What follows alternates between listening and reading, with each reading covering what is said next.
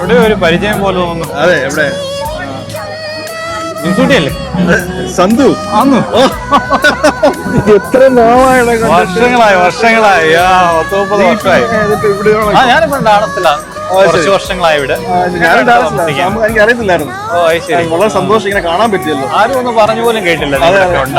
നിന്റെ പേര് എനിക്ക് ഓർമ്മയുണ്ടോ? സന്തു. അത് തന്നെ. എന്റെ പേര് ഓർമ്മയുണ്ടോ? നിന്നെ ഉപദേശിക്കുന്നല്ലാതെ പരിപാടിയൊക്കെ ഉണ്ടോ? പിന്നെ ദൈവം നമ്മളെ ഒരു കൽപ്പന ഏൽപ്പിച്ചിട്ട് നമ്മളത് ചെയ്യണ്ടേ? അതൊക്കെ അത് പറഞ്ഞപ്പോ ഞാനിങ്ങനെ ഒരു പലർക്കിനെ കൊടുത്ത് വരുമായിരുന്നു. അപ്പൊ നിന്നെ കണ്ടത് നന്നായി. ഇത് നീ വായിക്കണം. നീ തന്നതല്ലേ, ഏതായാലും വായിക്കണം. വീട്ടിൽ ബൈബിളൊക്കെ ഇരിപ്പുണ്ട്, പക്ഷെ വായിക്കാറൊന്നും ഇല്ല. പക്ഷെ നമ്മള് കൂടുതൽ ഈ കാര്യങ്ങളെ കുറിച്ച് അറിയണമല്ലോ. പിന്നെ വായിക്കണം. ദൈവം മനുഷ്യനെ ഭൂമി സൃഷ്ടിച്ചെന്ന് പറയുന്നു. അതെ, എങ്കിൽ മനുഷ്യനെ പാപമില്ലാതെ അങ്ങ് സൃഷ്ടിച്ചാൽ പോരായിരുന്നോ? അത് മതിയായിരുന്നു. ദൈവം അവർക്ക് എല്ലാ സ്വാതന്ത്ര്യം കൊടുത്തിട്ടുണ്ടായിരുന്നു. പക്ഷെ അത് മനുഷ്യനത് ലംഘിച്ചു. അതുകൊണ്ടാണ് ഈ പ്രശ്നമെല്ലാം ഉണ്ടായത്.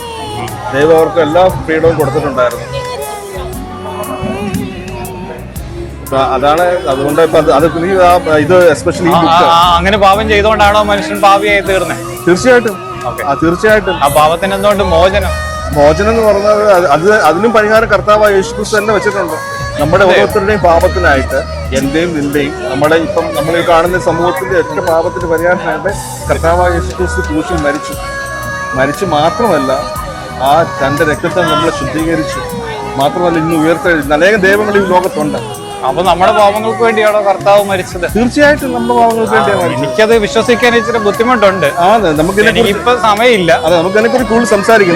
തീർച്ചയായിട്ടും ഞാൻ തന്ന ബുക്ക് നീ വായിക്കും. ഓക്കെ, നിന്റെ ഫോൺ നമ്പർ ഒന്ന് തരണേ. തരാം.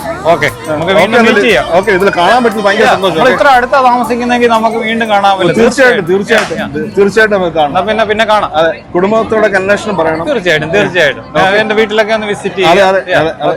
തീർച്ചയായിട്ടും നമുക്ക് ചെയ്യണം. തീർച്ചയായിട്ടും. ഓക്കെ, ചെയ്യാം.